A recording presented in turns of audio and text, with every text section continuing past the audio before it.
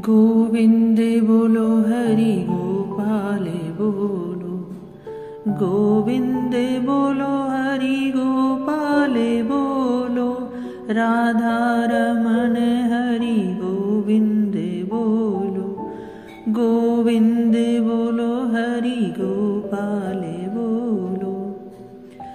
हर हर महादेव। कार्तिक मास महात्म्य कथा का 25वां अध्याय। 24वें अध्याय में धर्मदत्त भगवान श्री विष्णु की पूजा करने के लिए जाते हैं। रास्ते में उन्हें कलहा नाम की राक्षसी मिलती है।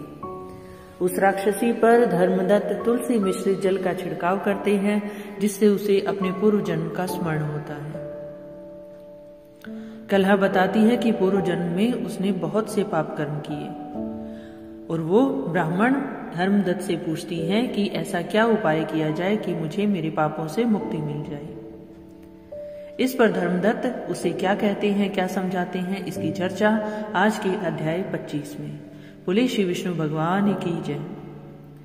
धर्मदत्त राक्षसी से कहते हैं कि तीर्थ में दान, व्रत आदि सत्कर्म करने से मनुष्य के समस्त पाप नष्ट हो जाते हैं, परंतु तू तो प्रेत के शरीर में है, अतः उन कर्मों को करने की अधिकारिणी भी नहीं, क्योंकि प्रेत शरीर में रहते हुए सत्कर्म नहीं किए जा सकते। इसलिए मैंने जन्म से लेकर अब तक जो कार्तिक का व्रत किया है, उसके पुण्य का आधा भाग मैं तुझे देता हूँ, तू उसी से सद्गति को प्राप्त हो जा। इस प्रकार कहकर धर्मदत्त ने 12 मंत्र का श्रवण कराते हुए तुलसी मिश्रित जल से जो ही उसका अभिषेक किया, त्यों ही वह प्रेत योनि से मुक्त हो प्रज्वलित अग्निशिखा के समान तेजस्विनी एवं दिव्य रूप धारिणी देवी हो गई। सौंदर्य में लक्ष्मी जी की समानता करने लगी। बोलो तुलसी माता की जय। तदनंतर उसने भूमि पर दंड की भांति गिरकर ब्राह्मण देवता को प्रणाम किया और हर्षित होकर गदगद वाणी में कहा, हे द्विज श्रेष्ठ, आपके प्रसाद से आज मैं इस नरक से छुटकारा पा गई। मैं तो पाप के समुद्र में डूब रही थी और आप मेरे लिए नौका के समान हो गए। आपने मेरा इस पाप रूपी समुद्र से उद्धार किया। इस प्रकार ब्राह्मण से कह रही थी कि आकाश से एक दिव्य विमान उतरता दिखाई दिया। वह अत्यंत प्रकाशमान एवं विष्णु रूपधारी पार्षदों से युक्त था। विमान के द्वार पर खड़े हुए पुण्यशील और सुशील ने उस देवी को उठाकर श्रेष्ठ विमान पर चढ़ा लिया। तब धर्मदत्त ने बड़े आश्चर्य के साथ उस विमान को देखा और विष्णु रूपधारी पार्षदों को देखकर साष्टांग प्रणाम किया। पुण्यशील और सुशील ने प्रणाम करने वाले ब्राह्मण को उठाया और उसकी सराहना करते हुए कहा, हे द्विज श्रेष्ठ, तुम्हें साधुवाद है, क्योंकि तुम सदैव भगवान विष्णु के भजन में तत्पर रहते हो, दीनों पर दया करते हो, सर्वज्ञ हो तथा भगवान विष्णु के व्रत का पालन करते हो। तुमने बचपन से लेकर अब तक जो कार्तिक व्रत का अनुष्ठान किया है, उसके आधे भाग का दान देने से तुम्हें दूना पुण्य प्राप्त हुआ है। तुमने जो आधा भाग कलहा को दिया, उससे दूना पुण्य तुम्हें प्राप्त हुआ है और सैकड़ों जन्मों के पाप नष्ट हो गए हैं। अब ये वैकुंठ धाम में ले जाई जा रही है। तुम भी इस जन्म के अंत में अपनी दोनों स्त्रियों के साथ भगवान श्री विष्णु के वैकुंठ धाम में जाओगे और मुक्ति प्राप्त करोगे। बोले श्री विष्णु भगवान की जय। धर्मदत्त, जिन्होंने तुम्हारे समान भक्ति पूर्वक भगवान विष्णु की आराधना की है, वे धन्य और कृतकृत्य हैं। इस संसार में उन्हीं का जन्म सफल है। भली भांति आराधना करने पर भगवान श्री विष्णु देहधारी प्राणियों को क्या नहीं देते। उन्होंने ही उत्तानपाद के पुत्र को पूर्व काल में ध्रुवपद पर स्थापित किया था। उनके नामों का स्मरण करने मात्र से समस्त जीव सद्गति को प्राप्त होते हैं। पूर्व काल में ग्राहग्रस्त गजराज उन्हीं के नामों का स्मरण करने से मुक्त हुआ था। तुमने जन्म से लेकर जो भगवान विष्णु को संतुष्ट करने वाले कार्तिक व्रत का अनुष्ठान किया है, उससे बढ़कर न यज्ञ है, न दान और न ही तीर्थ है। हे विप्रवर, तुम धन्य हो, क्योंकि तुमने जगत गुरु भगवान विष्णु को प्रसन्न करने वाला कार्तिक व्रत किया है, जिसके आधे भाग के फल को पाकर ये स्त्री हमारे साथ भगवान लोक में जा रही है। इसलिए तुम धन्य हो। बोले श्री विष्णु भगवान की जय। कार्तिक मास महात्म्य कथा का 25वां अध्याय यहाँ समाप्त होता है। अब कार्तिक मास महात्म्य कथा का 26वां अध्याय। आगे नारद जी कहते हैं कि इस प्रकार विष्णु पार्षदों के वचन सुनकर धर्मदत्त ने उनसे कहा कि प्राय सभी मनुष्य भक्तों का कष्ट दूर करने वाले भगवान श्री विष्णु की यज्ञ, दान, व्रत, तीर्थ सेवन, तपस्याओं के द्वारा आराधना करते हैं। उन समस्त साधनों में कौन सा ऐसा साधन है जो भगवान विष्णु की प्रसन्नता को बढ़ाने वाला और उनके सामीप्य की प्राप्ति कराने वाला है? दोनों पार्षद अपने पूर्व जन्म की कथा कहने लगे। उन पार्षदों ने अपने पूर्व जन्म की कथा कही कि किस तरह से उन्हें भगवान श्री विष्णु के पार्षद होने का परम पद प्राप्त हुआ। वे कहते हैं कि हे द्विश्रेष्ठ, आपका प्रश्न बड़ा श्रेष्ठ है। आज हम आपको भगवान विष्णु को शीघ्र प्रसन्न करने का उपाय बताते हैं। हम इतिहास सहित प्राचीन वृत्तांत सुनाते हैं, सावधानी पूर्वक सुनो। हे ब्राह्मण, पहले कांचीपुरी में चोल नामक एक चक्रवर्ती राजा हुए थे। उन्हीं के नाम पर उनके अधीन रहने वाले सभी देश चोल नाम से विख्यात हुए। राजा चोल जब इस भूमंडल का शासन करते थे, उस समय उनके राज्य में कोई भी मनुष्य दरिद्र, दुखी, पाप में मन लगाने वाला अथवा रोगी नहीं था। एक समय की बात है, राजा चोल अनंत शयन नामक तीर्थ में गए, जहां जगदीश्वर भगवान विष्णु ने योग निद्रा का आश्रय ले शयन किया था। वहां भगवान विष्णु के दिव्य विग्रह की राजा ने विधि पूर्वक पूजा की। दिव्य मणि, मुक्ताफल तथा सुवर्ण के बने हुए सुंदर पुष्पों से पूजन करके साष्टांग प्रणाम किया। प्रणाम करके जो ही बैठे, उसी समय उनकी दृष्टि भगवान के पास आते हुए एक ब्राह्मण पर पड़ी, जो उन्हीं की कांची नगरी के निवासी थे। उनका नाम विष्णुदास था। उन्होंने भगवान की पूजा के लिए अपने हाथ में तुलसी दल और जल ले रखा था। निकट आने पर उन ब्राह्मण ने विष्णु सूक्त का पाठ करते हुए देवाधिदेव भगवान को स्नान कराया और तुलसी की मंजरी तथा पत्तों से उनकी विधिवत पूजा की। राजा चोल ने जो पहले रत्नों से भगवान की पूजा की थी, वो सब तुलसी पूजा से ढक गई। ये देखकर राजा कुपित होकर बोले, विष्णुदास, मैंने मणियों तथा सुवर्ण से भगवान की पूजा की थी, वो कितनी शोभा पा रही थी। तुमने तुलसी दल चढ़ाकर उसे ढक दिया। बताओ ऐसा क्यों किया? मुझे तो ऐसा जान पड़ता है कि तुम दरिद्र और गंवार हो, भगवान विष्णु की भक्ति को बिल्कुल नहीं जानते। राजा की बात सुनकर द्विश्रेष्ठ विष्णुदास ने कहा, राजन, आपको भक्ति का कुछ भी पता नहीं है। केवल राजलक्ष्मी के कारण आप घमंड कर रहे हैं। बतलाइए, तो आज से पहले आपने कितने वैष्णव व्रतों का पालन किया? हे राजन, मुझे बताइए कि आज से पहले आपने कितने वैष्णव व्रत किए हैं? तब नृपश्रेष्ठ चोल ने हंसते हुए कहा, तुम तो दरिद्र और निर्धन हो, तुम्हारी भगवान विष्णु में भक्ति ही कितनी है। तुमने भगवान विष्णु को संतुष्ट करने वाला कोई भी यज्ञ, दान आदि नहीं किया, न पहले कभी कोई देव मंदिर बनवाया है। इतने पर भी तुम्हें अपनी भक्ति का इतना गर्व है। अच्छा, तो ये सभी ब्राह्मण मेरी बात सुन ले। भगवान विष्णु के दर्शन पहले मैं करता हूं या ब्राह्मण? इस बात को आप सब लोग देखें, फिर हम दोनों में से किसकी भक्ति कैसी है, ये सब लोग स्वतः ही जान लेंगे। ऐसा सब कुछ कहकर राजा अपने राजभवन को चले गए कि देखते हैं किसकी भक्ति कितनी उत्तम है। वहां उन्होंने महर्षि मुद्गल को आचार्य बनाकर वैष्णव यज्ञ प्रारंभ किया। उधर सदैव भगवान विष्णु को प्रसन्न करने वाले शास्त्रोक्त नियमों में तत्पर विष्णुदास भी व्रत का पालन करते हुए वहीं भगवान विष्णु के मंदिर में टिक गए। उन्होंने माघ और कार्तिक के उत्तम व्रत का अनुष्ठान, तुलसी वन की रक्षा, एकादशी को द्वादशाक्षर मंत्र का जाप, नृत्य, गीत आदि मंगलमय आयोजनों के साथ प्रतिदिन षोडशोपचार से भगवान विष्णु की पूजा आदि नियमों का आचरण किया। वे प्रतिदिन चलते फिरते, सोते, हर समय भगवान विष्णु का स्मरण किया करते थे। उनकी दृष्टि सर्वत्र सम हो गई थी। वे सब प्राणियों के भीतर एकमात्र भगवान विष्णु को ही स्थित देखते थे। इस प्रकार राजा चोल और विष्णुदास दोनों ही भगवान लक्ष्मीपति की आराधना में संलग्न थे। दोनों ही अपने अपने व्रत में स्थित रहते थे और दोनों की ही संपूर्ण इंद्रियां तथा समस्त कर्म भगवान श्री विष्णु को समर्पित हो चुके थे। और इसी अवस्था में, इसी भक्तिपूर्ण अवस्था में उन दोनों ने एक लंबा समय व्यतीत किया। दीर्घ काल व्यतीत किया। यहाँ कार्तिक मास महात्म्य कथा का 26वां अध्याय समाप्त होता है। अब आगे की कथा अध्याय 27 में। विष्णुदास और राजन दोनों ही विष्णु भक्ति में लीन हैं। पार्षदों ने कहा कि एक दिन की बात है, विष्णुदास ने नित्य कर्म करने के पश्चात भोजन तैयार किया, किंतु कोई छिपकर उसे चुरा ले गया। विष्णुदास ने देखा कि भोजन नहीं है, परंतु उन्होंने दोबारा भोजन नहीं बनाया, क्योंकि ऐसा करने पर सायकाल की पूजा के लिए अवकाश नहीं मिलता। अतः प्रतिदिन के नियम का भंग हो जाने का भय था। दूसरे दिन पुनः उसी समय पर भोजन बनाकर वे ज्यों ही भगवान विष्णु को भोग अर्पण करने के लिए गए, त्यों ही किसी ने आकर फिर से सारा भोजन चुरा लिया।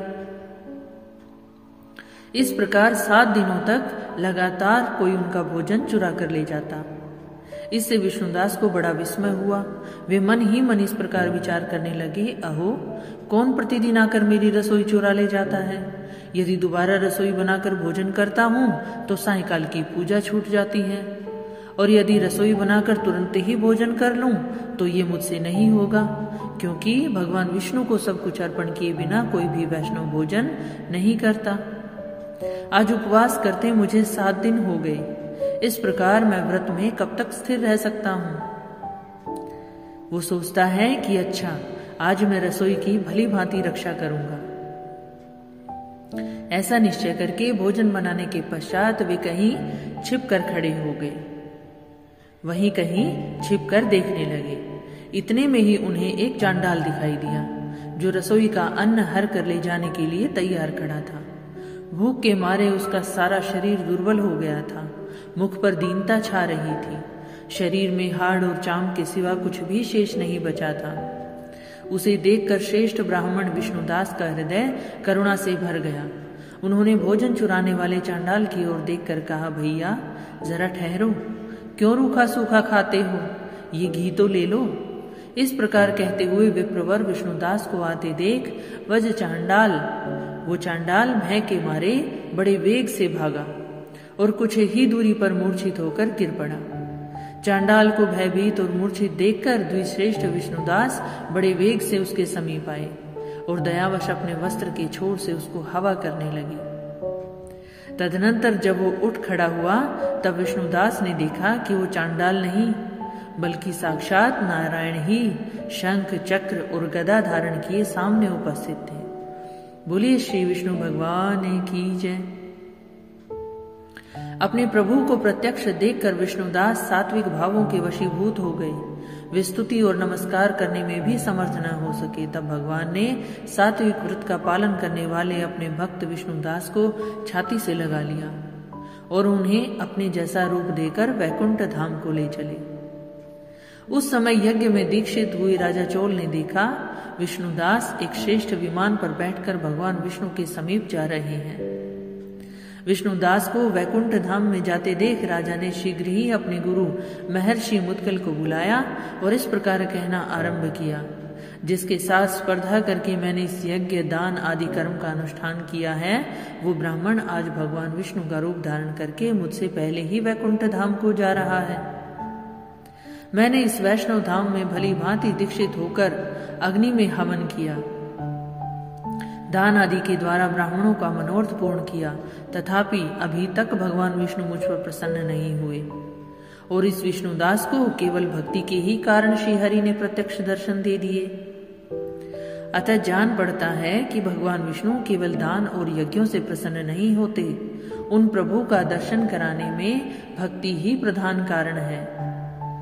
केवल यज्ञ और दान से ही भगवान श्री विष्णु की प्राप्ति नहीं होती, उसके लिए सात्विक भक्ति का होना अति महत्वपूर्ण है।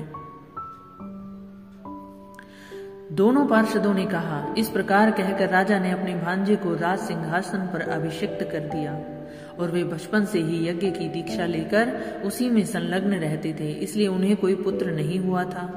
यही कारण है कि उस देश में अब तक भांजे ही राज्य के उत्तराधिकारी होते हैं। भांजे को राज्य देकर राजा यज्ञशाला में गए और यज्ञ कुंड के सामने खड़े होकर भगवान विष्णु को संबोधित करते हुए 3 बार उच्च स्वर से निम्नांकित वचन बोले। भगवान विष्णु, आप मुझे मन, वाणी, शरीर और क्रिया द्वारा होने वाली अविचल भक्ति प्रदान कीजिए। इस प्रकार कहकर वे सबके देखते देखते अग्निकुंड में कूद पड़े। बस उसी क्षण भक्तवत्सल भगवान विष्णु अग्निकुंड में प्रकट हो गए। उन्होंने राजा को छाती से लगाकर एक श्रेष्ठ विमान में बिठाया और उन्हें अपने साथ लेकर वैकुंठ धाम को प्रस्थान किया। बोले श्री विष्णु भगवान की जय। नारद जी बोले, हे राजन, जो विष्णुदास थे वे तो पुण्यशील नाम से प्रसिद्ध भगवान के पार्षद हुए, और जो राजा चोल थे उनका नाम सुशील हुआ। इन दोनों को अपने ही समान रूप देकर भगवान लक्ष्मीपति ने अपना द्वारपाल बना लिया। ऐसी भगवान श्री विष्णु की सात्विक भक्ति की महिमा है कि जिससे मनुष्य समस्त पापों से छूटकर वैकुंठ को प्राप्त होता है। बोले श्री विष्णु भगवान की जय। कार्तिक मास महात्म्य कथा का 27वां अध्याय यहाँ समाप्त होता है। अब कार्तिक मास महात्म्य कथा का 28वां अध्याय। इसमें धर्मदत्त जी नारद जी से पूछते हैं कि मैंने सुना है जय और विजय भी भगवान विष्णु के द्वारपाल हैं। उन्होंने पूर्व जन्म में ऐसा कौन सा पुण्य किया जिससे वे भगवान के समान रूप धारण करके वैकुंठ धाम के द्वारपाल हुए। दोनों पार्षदों ने कहा, ब्राह्मण, पूर्व काल में तृणबिंदु की कन्या देवहूति के गर्भ से महर्षि कर्दम की दृष्टि मात्र से 2 पुत्र उत्पन्न हुए। उनमें से बड़े का नाम जय और छोटे का नाम विजय हुआ। पीछे उसी देवहूति के गर्भ से योग धर्म के जानने वाले भगवान कपिल उत्पन्न हुए। जय और विजय सदा भगवान की भक्ति में तत्पर रहते थे। वे नित्य अष्टाक्षर मंत्र का जप और वैष्णव व्रतों का पालन करते थे। एक समय राजा मरुत ने उन दोनों को अपने यज्ञ में बुलाया। वहां जय ब्रह्मा बनाए गए और विजय आचार्य। उन्होंने यज्ञ की संपूर्ण विधि पूर्ण की। यज्ञ के अंत में अवव्रत स्थान के पश्चात राजा मरुत ने उन दोनों को बहुत सा धन दिया। धन लेकर दोनों भाई अपने आश्रम पर गए। वहां उस धन का विभाग करते समय दोनों में परस्पर लाग डांट पैदा हो गई। जय ने कहा, इस धन को बराबर बराबर बांट लिया जाए। विजय का कहना था, नहीं, जिसको जो मिला है वो उसी के पास रहे। तब जय ने क्रोध में आकर लोभी विजय को श्राप दिया, तुम ग्रहण करके देते नहीं हो, इसलिए ग्राह अर्थात मगरमच्छ हो जाओ। जय के श्राप को सुनकर विजय ने भी श्राप दे दिया, तुमने मद से भ्रांत होकर श्राप दिया है, इसलिए तुम मातंग अर्थात हाथी की योनि में जाओ। तत्पश्चात उन्होंने भगवान से श्राप निवृत्ति के लिए प्रार्थना की। श्री हरि भगवान ने कहा, तुम मेरे भक्त हो, तुम्हारा वचन कभी असत्य नहीं होगा। तुम दोनों अपने ही दिए हुए इन श्रापों को भोग कर फिर से मेरे धाम को प्राप्त करोगे। ऐसा कहकर भगवान विष्णु अंतर्ध्यान हो गए। तदनंतर दोनों गंड नदी के तट पर ग्राह और गज हुए। उस योनि में भी उन्हें पूर्व जन्म का स्मरण बना रहा और वे भगवान विष्णु के व्रत में तत्पर रहे। किसी समय वह गजराज कार्तिक मास में स्नान के लिए गंड नदी गया, तो उस समय ग्राह ने शाप के हेतु को स्मरण करते हुए उस गज को पकड़ लिया। ग्राह से पकड़े जाने पर गजराज ने भगवान रमानाथ का स्मरण किया। तभी भगवान विष्णु शंख, चक्र और गदा धारण किए वहां प्रकट हो गए।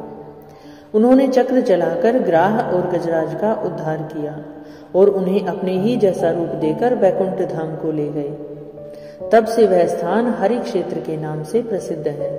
वे दोनों ही विश्व विख्यात जय और विजय हैं, जो भगवान विष्णु के द्वारपाल हुए हैं। बोले श्री विष्णु भगवान की जय।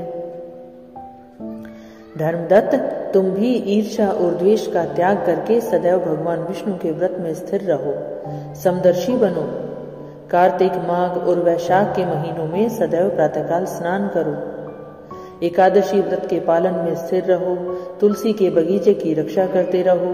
ऐसा करने से तुम भी शरीर का अंत होने पर भगवान श्री विष्णु के परम पद को प्राप्त होगे। भगवान विष्णु को संतुष्ट करने वाले तुम्हारे इस व्रत से बढ़कर न यज्ञ है, न दान है, न तीर्थ है। विप्रवर, तुम धन्य हो, जिसके व्रत के आधे भाग का फल पाकर यह स्त्री हमारे द्वारा वैकुंठ धाम में ले जाई जा रही है। नारद जी बोले, हे राजन, धर्मदत्त को इस प्रकार उपदेश देकर वे दोनों विमानचारी पार्षद उस कलहा के साथ वैकुंठ धाम को चले गए। धर्मदत्त जीवन भर भगवान के व्रत में स्थिर रहे और देहावसान के बाद उन्होंने अपनी दोनों स्त्रियों के साथ वैकुंठ धाम को प्राप्त किया। इस प्राचीन इतिहास को जो कोई सुनता है, सुनाता है, वह जगत गुरु भगवान की कृपा से उनका सानिध्य प्राप्त कराने वाली उत्तम गति को प्राप्त करता है। बोले श्री विष्णु भगवान की जय। कार्तिक मास महात्म्य कथा का 28वां अध्याय यहाँ समाप्त होता है। अब कार्तिक मास महात्म्य कथा का 29वां अध्याय।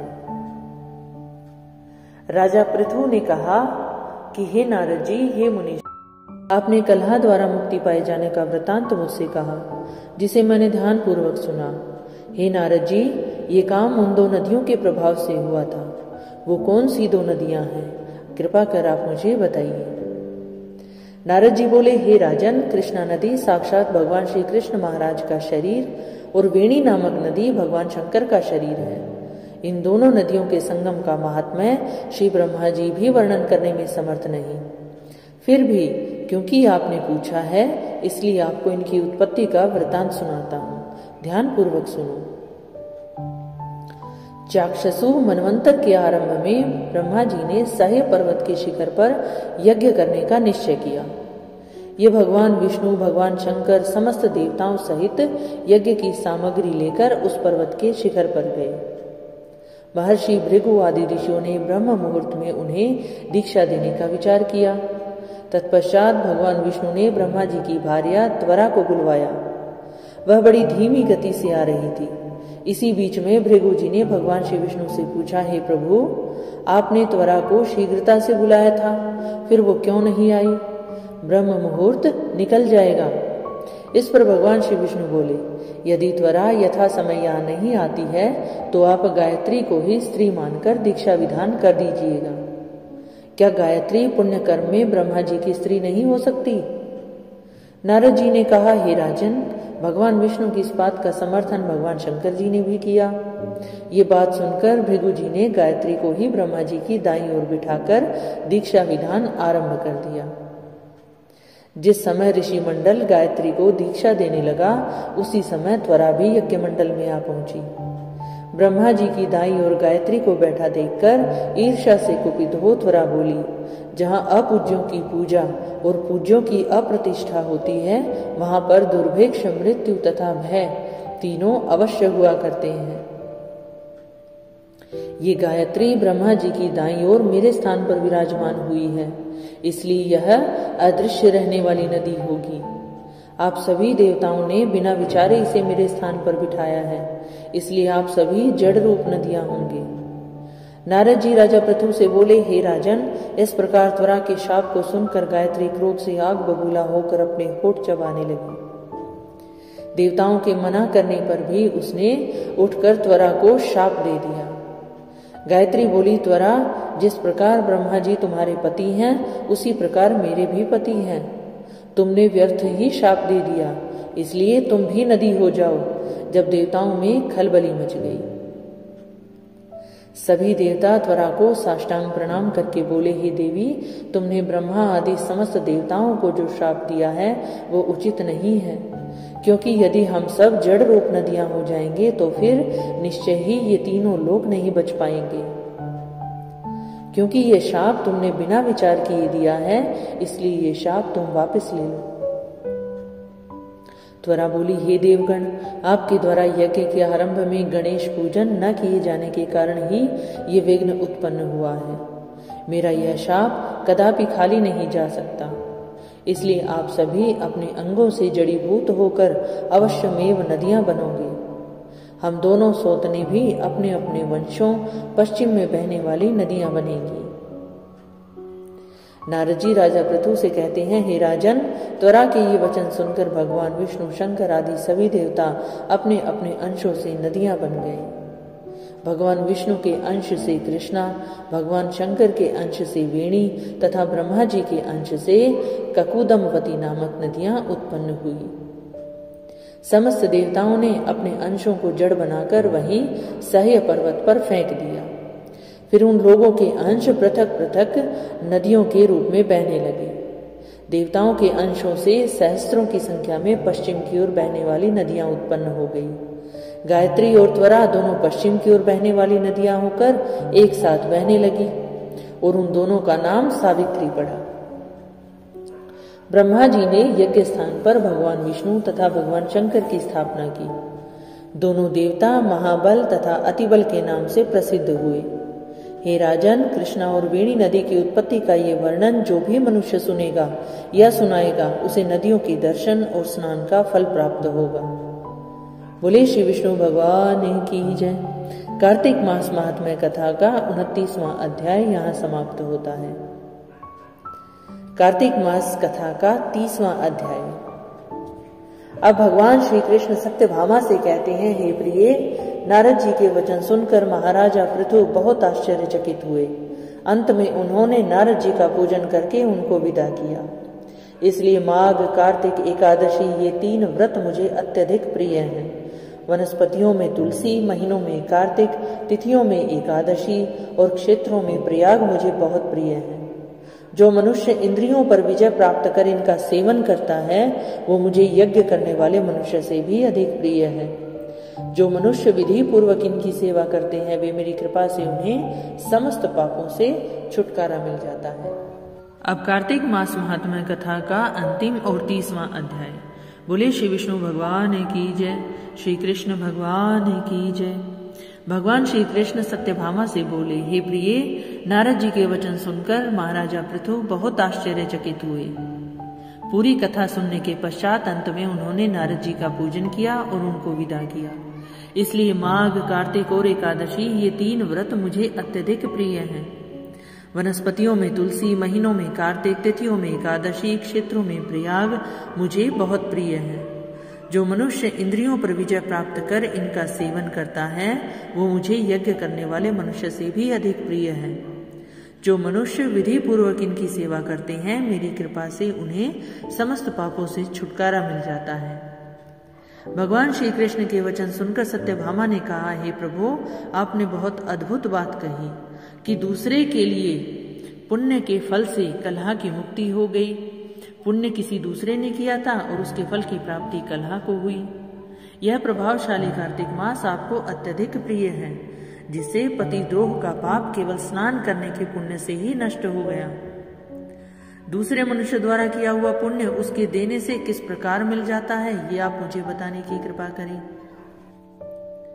श्री कृष्ण भगवान बोले, हे प्रिय, जिस कर्म द्वारा बिना दिया हुआ पुण्य और पाप मिलता है उसे ध्यान पूर्वक सुनो।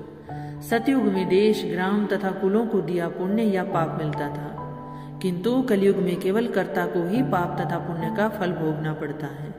संसर्ग न करने पर भी यह व्यवस्था की गई है कि संसर्ग से पाप व पुण्य दूसरे को मिलते हैं, उसकी व्यवस्था भी सुनो। पढ़ाना, यज्ञ कराना और एक साथ भोजन करने से पाप पुण्य का आधा आधा फल मिलता है। एक आसन पर बैठने तथा सवारी पर चढ़ने से, श्वास के आने जाने से पुण्य व पाप का चौथा भाग जीव मात्र को मिलता है। छूने से, भोजन करने से, दूसरे की स्तुति करने से पुण्य और पाप का 6वां भाग मिलता है। दूसरे की निंदा, चुगली, धिक्कार करने से उसका 7वां भाग मिलता है। पुण्य करने वाले मनुष्यों की जो कोई सेवा करता है वह सेवा का भाग लेता है और अपना पुण्य उसे देता है। नौकर और शिष्य के अतिरिक्त जो मनुष्य दूसरे से सेवा करवाकर उसे पैसे नहीं देता वो सेवक उसके पुण्य का भागी होता है। जो व्यक्ति पंक्ति में बैठे हुए भोजन करने वालों की पत्तल लांघता है वह उसे, जिसकी पत्तल उसने लांघी है, अपने पुण्य का 6वां भाग देता है। स्नान तथा ध्यान आदि करते हुए मनुष्य से जो व्यक्ति बातचीत करता है या उसे छूता है वह अपने पुण्य का 6वां भाग दे डालता है। जो मनुष्य धर्म के कार्य के लिए दूसरों से धन मांगता है वह पुण्य का भागी होता है। ठीक उसी प्रकार जिस प्रकार की दान करने वाला पुण्य का भागी होता है। जो मनुष्य धर्म का उपदेश करता है उसके बाद सुनने वाले से याचना करता है वह अपने पुण्य का 6वां भाग उसे दे देता है। जो मनुष्य दूसरों का धन चुराकर उससे धर्म करता है वह चोरी का फल भोगता है और शीघ्र ही निर्धन हो जाता है, और जिसका धन चुराता है वह पुण्य का भागी होता है। बिना ऋण उतारे जो मनुष्य मृत्यु को प्राप्त होता है उनको ऋण देने वाले सज्जन पुरुष पुण्य के भागी होते हैं। शिक्षा देने वाला, सलाह देने वाला, सामग्री जुटाने वाला तथा प्रेरणा देने वाला ये पाप और पुण्य के छठे भाग को प्राप्त करते हैं। राजा प्रजा के पाप पुण्य के षष्टांग का भोगी होता है। गुरु शिष्यों का, पति पत्नी का, पिता पुत्र का, स्त्री पति के लिए पुण्य का छठा भाग पाती है। जो पति ने पुण्य किए हैं, स्त्री उसका छठा भाग प्राप्त करती है। पति को प्रसन्न करने वाली आज्ञाकारी स्त्री पति के लिए पुण्य का आधा भाग ले लेती है। जो पुण्यात्मा पराये लोगों को दान करते हैं, वह उनके पुण्य का छठा भाग प्राप्त करते हैं। जीविका देने वाला मनुष्य जीविका ग्रहण करने वाले मनुष्य के छठे भाग को प्राप्त करता है। इस प्रकार दूसरों के लिए पुण्य अथवा पाप बिना दिए भी दूसरे को मिल सकते हैं, किंतु ये नियम जो कि मैंने बतलाए हैं, ये कलयुग में लागू नहीं होते। कलयुग में तो एकमात्र कर्ता को ही अपने पाप व पुण्य भोगने पड़ते हैं। इस संबंध में एक बड़ा पुराना इतिहास है, जो कि पवित्र भी है और बुद्धि प्रदान करने वाला कहा जाता है। उसे ध्यानपूर्वक सुनो। ये कार्तिक मास महात्म्य कथा का 31वां अध्याय है। भगवान श्री कृष्ण कहते हैं कि पूर्व काल में अवंतीपुरी उज्जैन में धनेश्वर नामक एक ब्राह्मण रहता था। वह रस, चमड़ा, कंबल आदि का व्यापार करता था। वह वैश्यागामी और मद्यपान आदि बुरे कर्मों में लिप्त रहता था। क्योंकि वह रात दिन पाप में रत रहता था, इसलिए वह व्यापार करने नगर नगर घूमता था।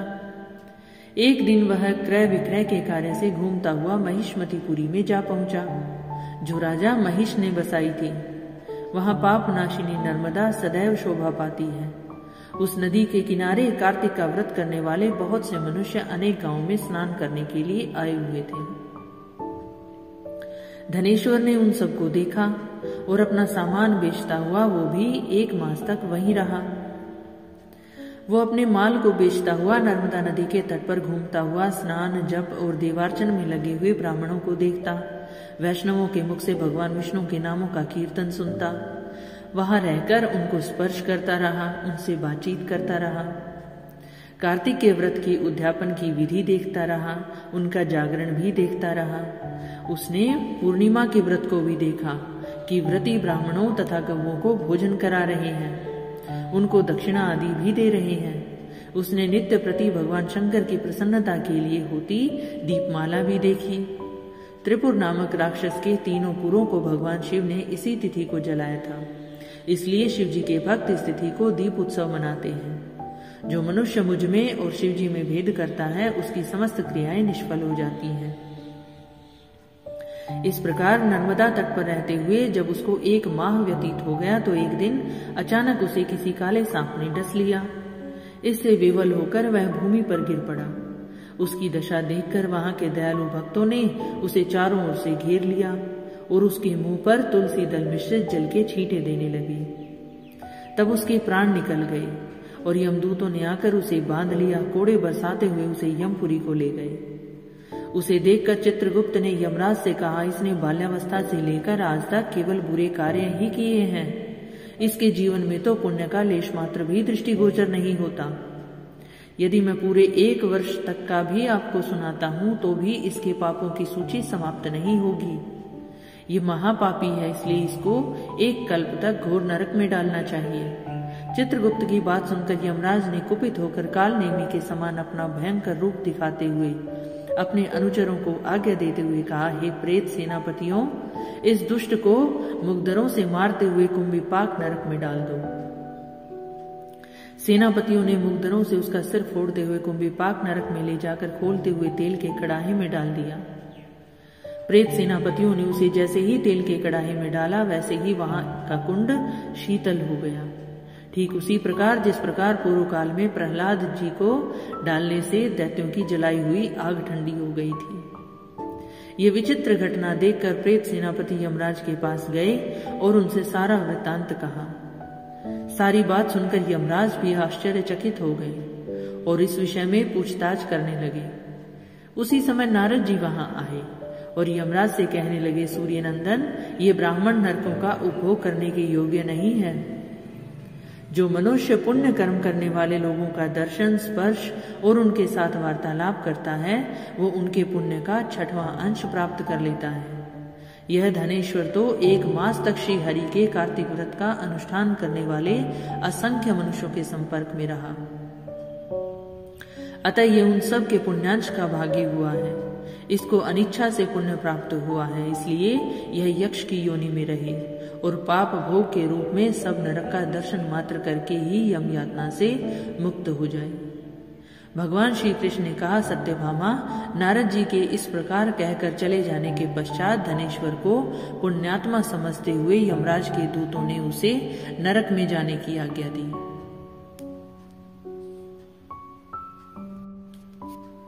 श्री कृष्ण ने कहा कि हे प्रिय, यमराज की आज्ञा शिरोधार्य करते हुए प्रेतपति धनेश्वर को नरकों के समीप ले गया और उसे दिखाते हुए कहने लगा, हे धनेश्वर, महान भय देने वाले इन नरकों की ओर दृष्टि डालो।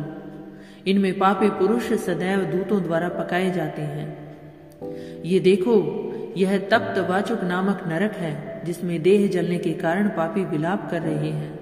जो मनुष्य भोजन के समय भूखों को भोजन नहीं देता, वो बार बार इस नरक में डाले जाते हैं। वो प्राणी जो गुरु, अग्नि, ब्राह्मण, गौ, वेद और राजा इनको लात मारता है, वो भयंकर नरक अतिशय पापों के करने पर मिलते हैं। आगे देखो, ये दूसरा नरक है जिसका नाम अंधतामिश्र है।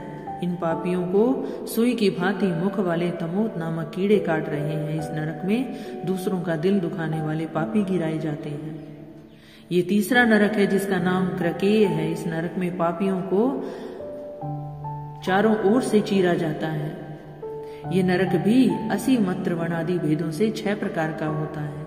इसमें स्त्री तथा पुत्रों के वियोग कराने वाले मनुष्यों को कड़ाही में पकाया जाता है। 2 प्रियजनों को दूर करने वाले मनुष्य भी 80 मत्र नामक नरक में तलवार की धार से काटे जाते हैं। कुछ भेड़ियों के डर से भाग जाते हैं। अब अर्गल नामक ये चौथा नरक है। इसे देखो, इसमें पापी विभिन्न प्रकार से चिल्लाते हुए इधर उधर भाग रहे हैं। ये नरक भी वध आदि भेदों से 6 प्रकार का है। अब तुम 5वां नरक देखो, जिसका नाम कूटशालमली है। इसमें अंगारों की तरह कष्ट देने वाले बड़े बड़े कांटे लगे हैं। ये नरक भी यातना आदि भेदों से 6 प्रकार का है।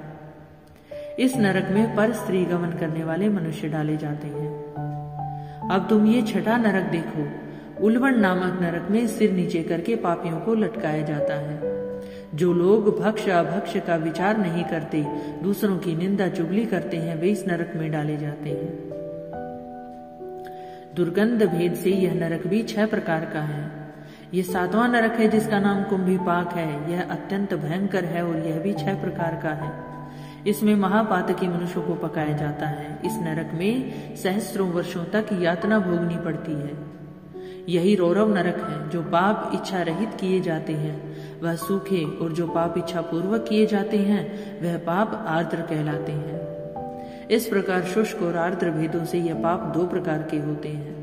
इसके अलावा और भी अलग अलग 84 प्रकार के पाप हैं। अपक्रीण, पाड़ाकतेय, मलिनीकरण, जाति भ्रंशकरण, उपाय, अति पाप, महापाप, ये 7 प्रकार के पातक हैं। जो मनुष्य जैसा कर्म करता है उसे इन 7 नरकों में उसके पाप कर्मों के अनुसार पकाया जाता है। क्योंकि तुम्हें कार्तिक व्रत करने वाले प्रभु भक्तों का संसर्ग प्राप्त हुआ था, उससे पुण्य की वृद्धि हो जाने के कारण ये सभी नरक तुम्हारे लिए निश्चय ही नष्ट हो गए हैं। इस प्रकार धनेश्वर को नरकों का दर्शन कराकर प्रेतराज उसे यक्षलोक में ले गए। वहां जाकर उसे वहां राजा बना दिया। वही कुबेर का अनुचर धनक्षय के नाम से वो प्रसिद्ध हुआ। बाद में महर्षि विश्वामित्र ने उसके नाम पर तीर्थ बनाया था। कार्तिक मास का व्रत महाफल देने वाला है। इसकी समतुल्य अन्य कोई दूसरा पुण्य कर्म नहीं। जो भी मनुष्य इस व्रत को करता है तथा व्रत करने वाले का दर्शन करता है, उसे मोक्ष की प्राप्ति होती है। बोले श्री विष्णु भगवान की जय। कार्तिक मास महात्म्य कथा का 31वां अध्याय यहाँ समाप्त होता है। आगे की कथा में कार्तिक मास व्रत के उद्यापन की, तुलसी विवाह के पूजन की और अनेक प्रकार की पूजा विधि का वर्णन किया जाएगा। संपूर्ण कथा को सुनने के लिए आप मेरे चैनल को लाइक, शेयर और सब्सक्राइब जरूर कीजिए। हर हर महादेव।